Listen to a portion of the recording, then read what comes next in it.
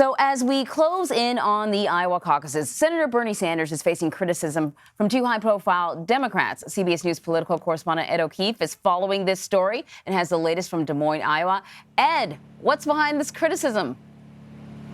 Well, because Bernie Sanders is still very much in the mix, it seems that his opponents, current and former, are trying to take a few more blows at him. And if you're having deja vu all over again, we do not blame you. Because once again, Hillary Clinton is raising doubts about Bernie Sanders. In an interview for a new documentary about her life, Hillary Clinton slams Bernie Sanders, saying that through all his years in Congress, he got nothing done. When asked about supporting Sanders if he won the nomination, she said she wasn't going there yet.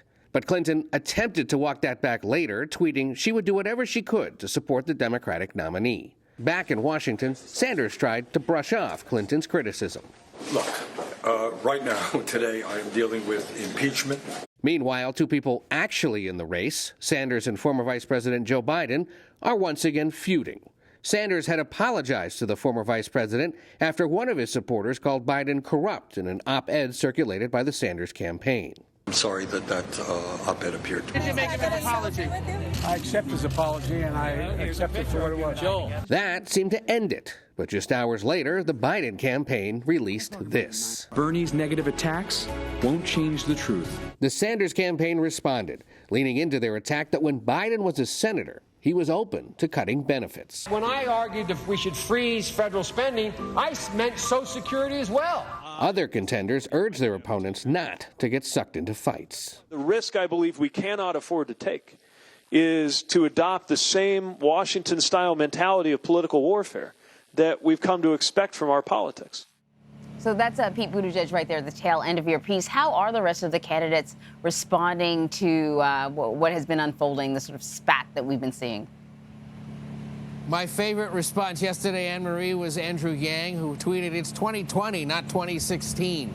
And last night at events, again, sort of doubled down on that and said, look, Hillary may have had her experiences with Bernie Sanders when they were in Congress together, but, you know, we've got to stop this. And Buttigieg, I think, actually may be best primed, especially here in Iowa, to take advantage of this, because he's been making a generational argument that he would be a clean cut from the ways of Washington in recent years as somebody who doesn't have these long simmering feuds or relationships with people and would present a fresh start for the country. I would not be surprised to see him sort of embrace that and continue to bring up that point as he campaigns across the country. And you know, otherwise, I think they're going to try to stay out of this. What's most interesting is this Biden-Sanders feud now, which is essentially over Social Security. At least it's substantive. But Sanders had apologized through an interview that he did with CBS. Biden told me yesterday he's fine with it. And then hours later, their campaign's unloaded with these videos now that are attacking each other again over this issue. We'll see where it goes.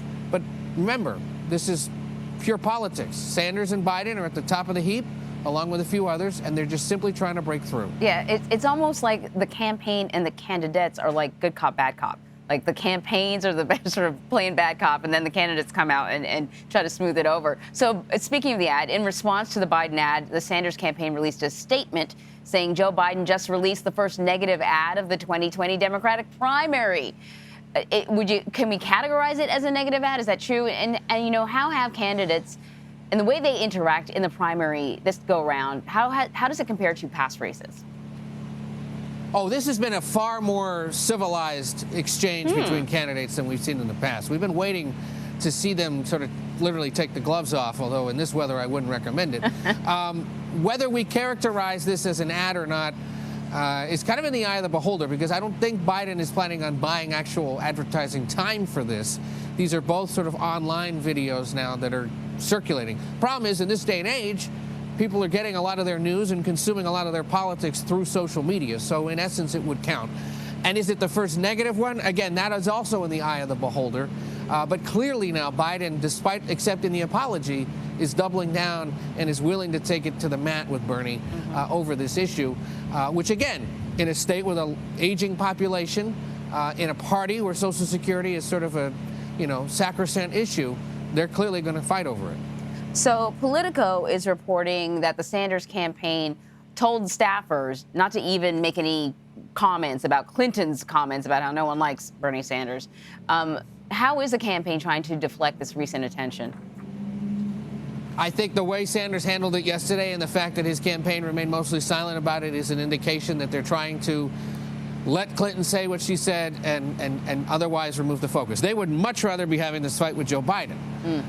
They have channeled that in tweets and in conversations with reporters that, look, if you really want to have an argument with somebody right now, let's argue over whether Joe Biden at one time when he was a senator openly talked about possibly cutting into Social Security to help balance the budget. Sanders wouldn't do that.